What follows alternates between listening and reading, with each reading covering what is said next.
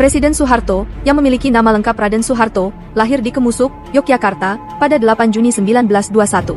Sebelum memasuki dunia politik, Soeharto awalnya menjadi anggota tentara pelajar pada masa pendudukan Jepang di Indonesia selama Perang Dunia Kedua. Setelah Indonesia merdeka, Soeharto memegang berbagai jabatan militer dan pemerintahan di bawah pemerintahan Presiden Soekarno. Soeharto dikenal karena terlibat dalam gerakan 30 September 1965 yang gagal, yang kemudian diikuti oleh pembersihan komunis dan kejatuhan pemerintahan Soekarno. Ia mengambil alih kekuasaan pada 1967 dan diangkat sebagai Presiden kedua Indonesia setelah terjadi peristiwa 30 September. Selama masa pemerintahannya yang panjang, Soeharto dikenal karena Orde Baru, kebijakan ekonomi yang stabil dan pertumbuhan ekonomi yang signifikan. Namun, pemerintahannya juga dicap dengan pelanggaran hak asasi manusia yang meluas dan dugaan korupsi yang melibatkan keluarga dan orang-orang terdekatnya.